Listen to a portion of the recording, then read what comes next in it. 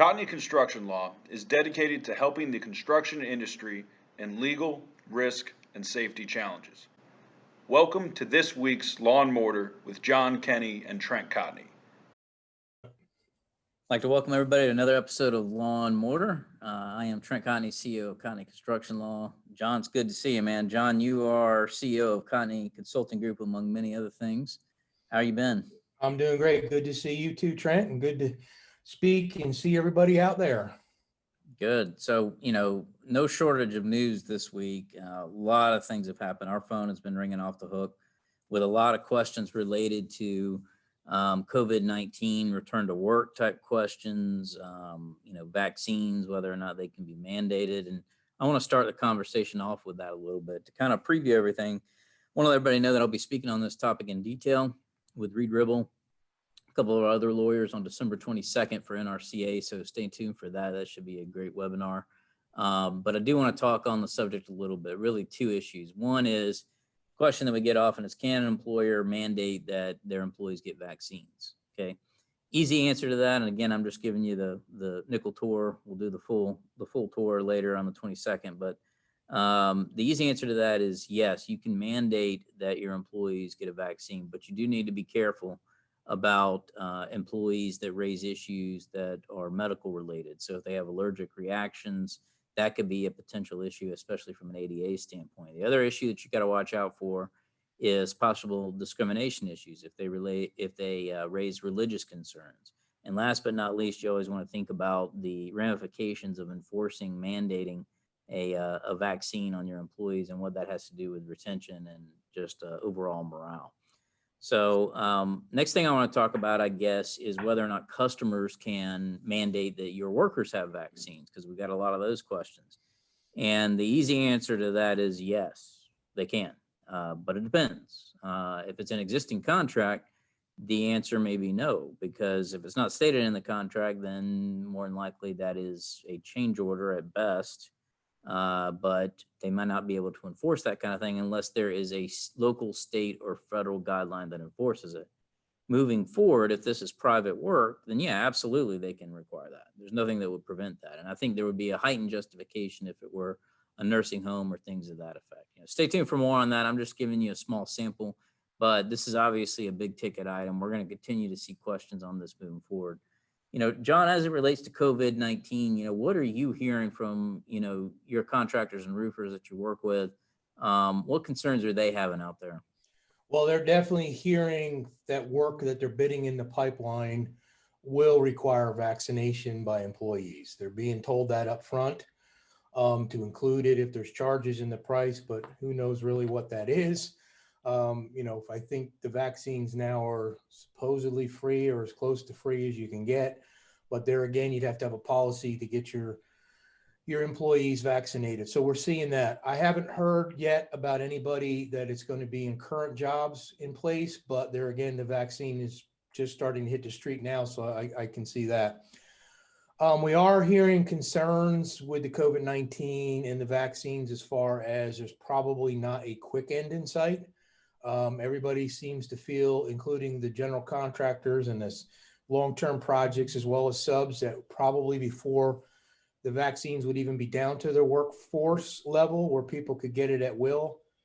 They're saying government-wise probably by June, but everybody's feeling that if it moves along like most other things do, we're probably looking at fall. So could be interesting. Then also too, another thing, a couple of companies have brought out, like defense contracting companies. I don't want to name any names to bring that up, but they're going to require it plus a certificate stating how long the immunities lasts.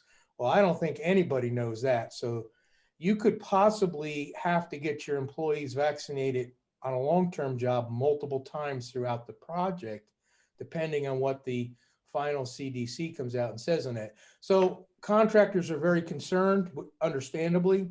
They don't know what to do. It's like anything else that's out there. We don't have a clear guideline. We don't know how long the vaccine will last, when it is going to be available, but yet they're starting to feel it come down the chain that they need to be prepared to take all these precautions on themselves.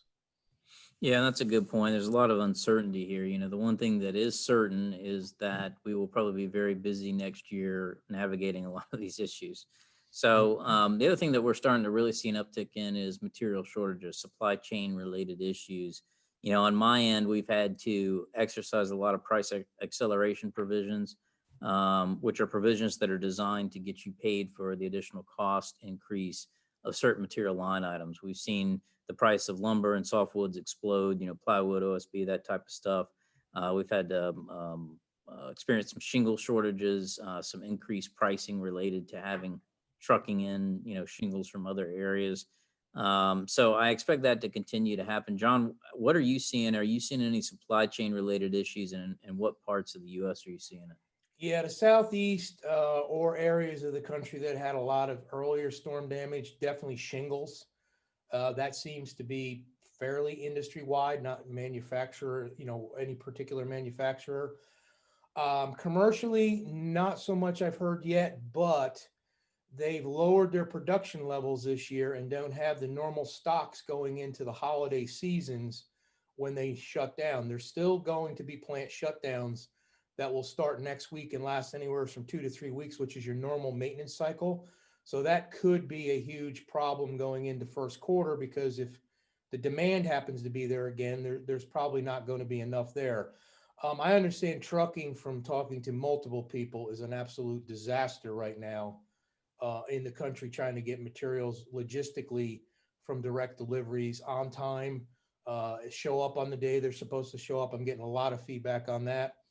I think you're going to see shortages. Oil seems to be, and when I say shortage of oil, I don't want to misconfuse that with like oil shortages of 20, 30 years ago. But as you know, the processes of refining have gotten so well that there's less and less bottom barrel stuff left, which usually is what produces into asphalt. So we're starting to hear some rumblings of that. I think overall, the other thing as far as logistics go is, where's the economy going to go? Are the manufacturers going to plan on ramping up for a banner year? Are they going to plan production for a fair year? We don't know that yet. So depending on storms and all that coming out of winter, it could be an interesting spring, and there could be a lot of shortages from about March into June or July of this year, of next year coming up.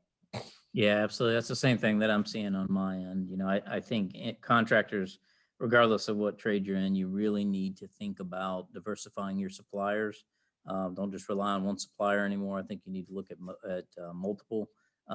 Start, thinking about stockpiling. Maybe some materials that you use more often than not, because I do think that there's going to be some supply chain issues, especially with COVID-19, hitting peak numbers again. You're going to have manufacturer plants shut down. You're going to have continued burden on the supply chain. John, one of the things I'm excited about, especially for you, is I know you've been working hard on your book, and I've had the opportunity to read some in advance. And I'm not just saying this, but I can tell you, I'm really impressed. I think it's unique in the marketplace. I know it's not 100% ready yet, but I know it's coming. So I want to give our audience a little teaser. Why don't you talk a little bit about what your book's going to be about and what they can expect? Yeah, absolutely. Well, I appreciate the compliment on that. I've been working hard over the last few months. Over the years, I've always tried to learn and gain more knowledge in everything I did. And I found out that most of the books written on running a business are either non-construction, or they are more generally geared towards general contractors, or not so much for the specialty subs. So what I did was I took all the experience that I could muster in my head and through the years, and it basically is a multi-chapter book. It should be somewhere between 40 and 50,000. That's the reason it's taken long. I can't cut it off. There's always more information I want to get into it.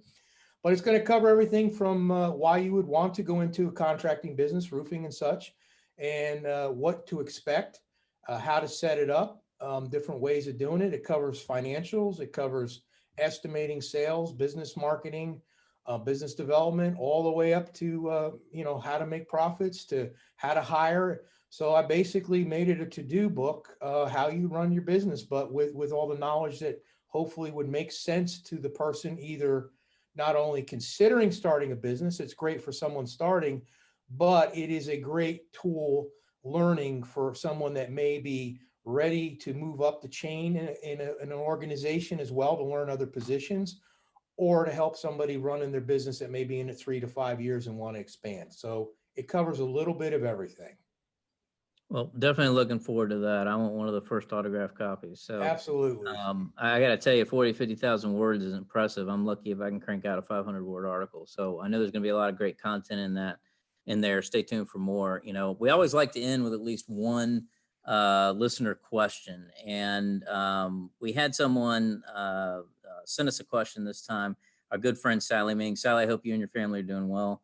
I wanted to be able to answer this question, and there's multiple parts, so I'm going to try to touch on all of them. But Sally wanted to know, what do we see are the big safety issues in 2021? That was the first part of her question. And the second part is what, if anything, should they do that her company should do to address that in the safety manual? So, John, I'll let you tackle it first. Well, I think it's going to be pretty obvious that, next year OSHA is probably going to be a lot more active. If for no other reason, they've been shut down most of this year with COVID. So I think you're going to see more enforcement. I think fall hazards are going to be number one on the list. And you want to make sure that you've got proper, we talked to somebody the other day about this, that you've got a safety program in place, which starts from onboarding. There's nothing more important than showing proper training when you bring a new employee on. You need some disciplinary, which I know you'll go more in the legal end, but this is from the business. You got to have a disciplinary program. You've got to have a safety designated person, regardless if you're large enough to have a safety, a safety director or not. Someone's got to be competent and oversee this. And I also think, and you can touch more on this, 'cause I know you're on a Trent. I think heat exhaustion is going to be a big topic hitting into next year as well, if I'm not mistaken. So I'll let you jump back on that one for. Yeah, absolutely. I think the two biggest things that I would focus on, at least from a legal perspective, is COVID-19. There's absolutely going to be a lot of rulemaking as it relates to COVID-19. I expect to see a specific OSHA provision dealing with infectious diseases and COVID-19. So engaging in toolbox talks, updating your manual to reflect those new standards is going to be paramount. Next thing I would say is, to echo John's sentiment, there's absolutely going to be a heat illness and injury standard that's going to come out that revises existing protocols. Part of that is in response to a decision that came out from the Department of Labor versus Sturgill Roofing. And in that case, basically it said that the provisions weren't specific enough for OSHA to be able to enforce some of them. So they're going to come back with a vengeance and make sure that there are very specific heat, illness, and injury standards that need to be addressed. So all of that needs to be in your manual. It's like I always say, take a look at your manuals, your employee, your safety manual, your contracts every 6 months, just to make sure that you've got whatever legislative and regulatory changes need to be in there. As always, we appreciate our listeners. If you guys have any questions, feel free to hit us up. I'm at tcotney@cotneycl.com. John, how can they get you? That'd be jkenney, JKENNEY @cotneycl.com. Yeah, send us whatever questions you got. We'll always try to answer at least one every episode. And stay tuned next time for more Law and Mortar. We appreciate you guys. Thank you. Have a good day.